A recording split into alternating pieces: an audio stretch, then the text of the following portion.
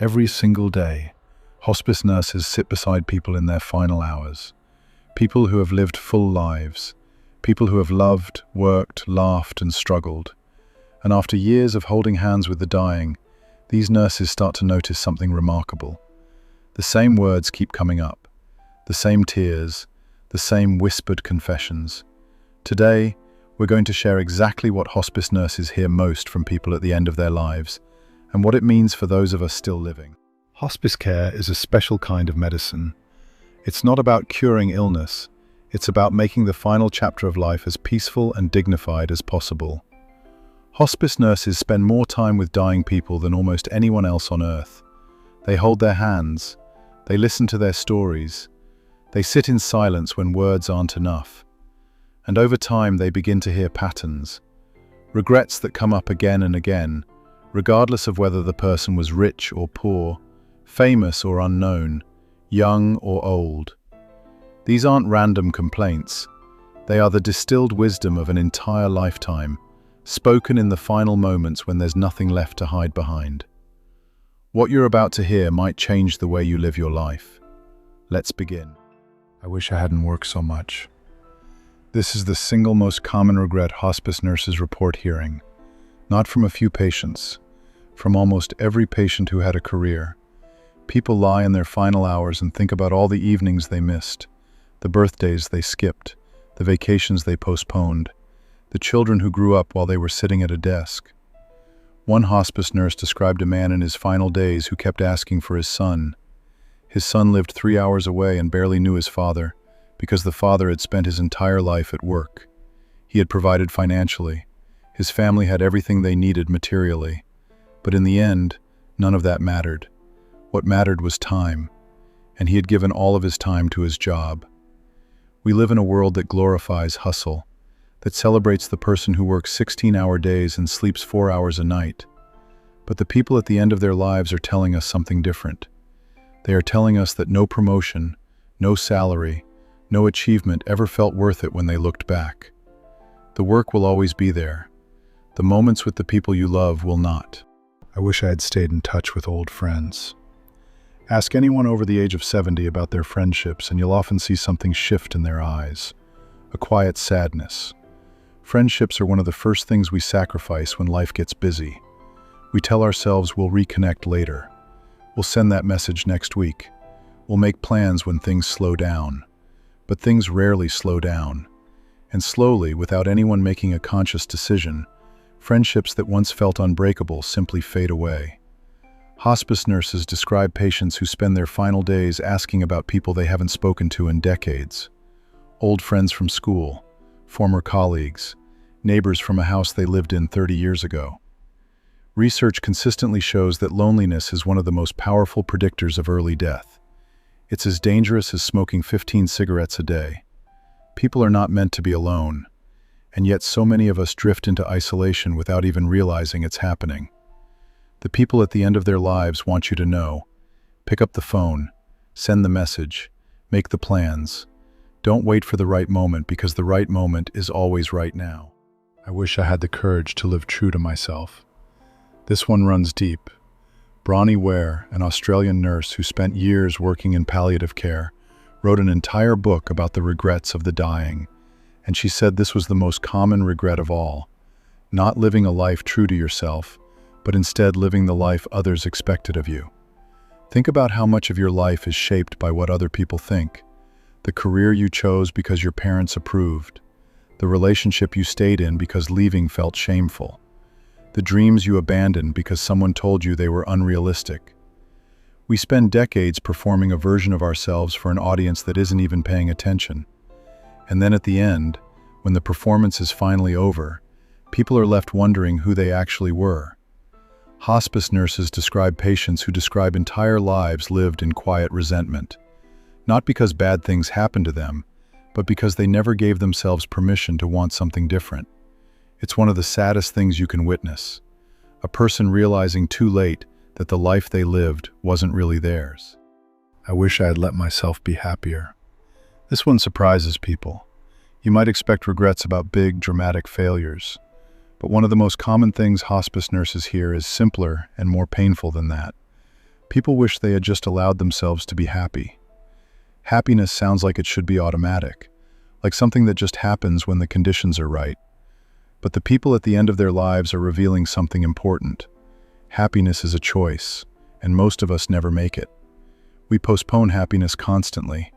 We tell ourselves we'll be happy when we get the promotion, when we lose the weight, when the kids grow up, when we retire.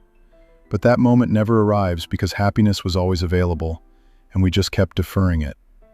Hospice nurses describe patients who spent their entire lives waiting for something that never came, who were so focused on what was wrong that they never paused to appreciate what was right.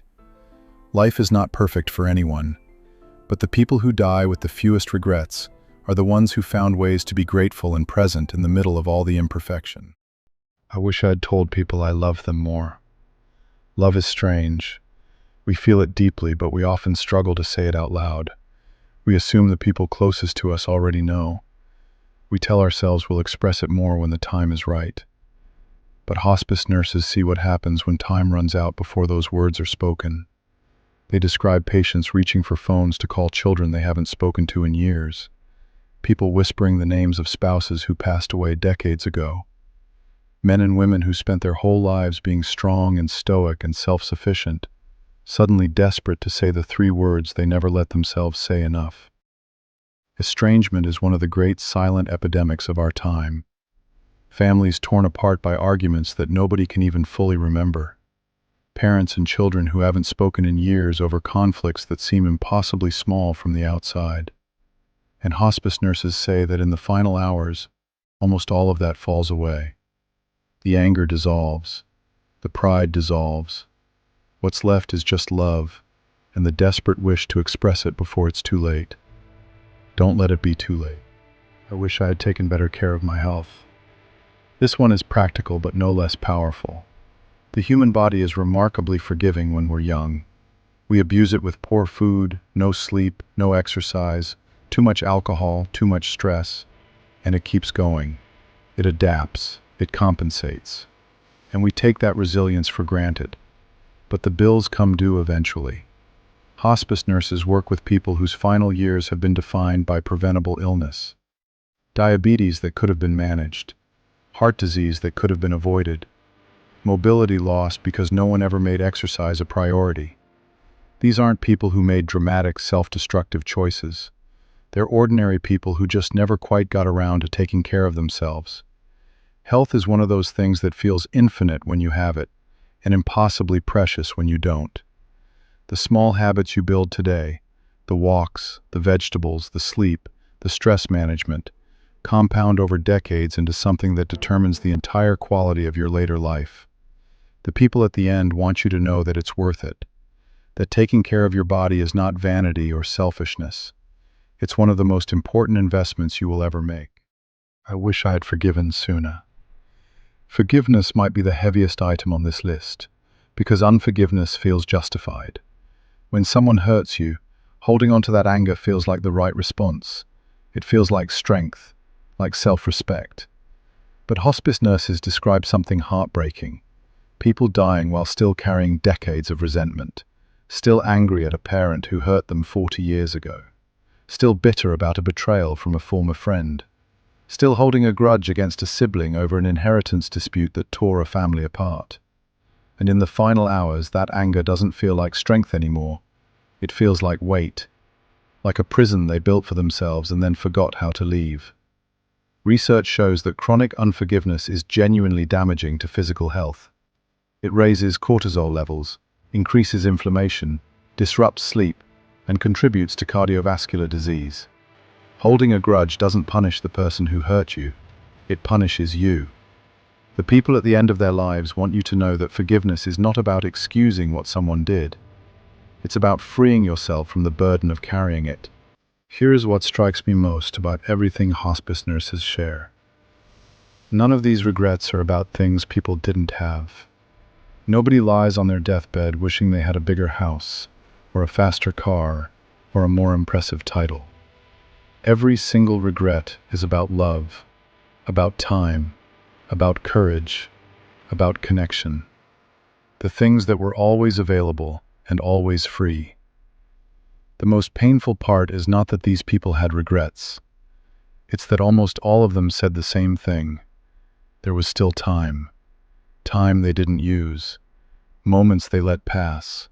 Words they never said. You are watching this video while you still have time. That is not a small thing. The question is not what will you regret at the end of your life. The question is what are you going to do differently starting today? If this video made you think of someone you love, go tell them. Right now. Don't wait. And if you found value in what we shared today, please subscribe to The Long Lifers. Every week we explore the science and stories behind living longer, wiser, and better. We'll see you in the next one.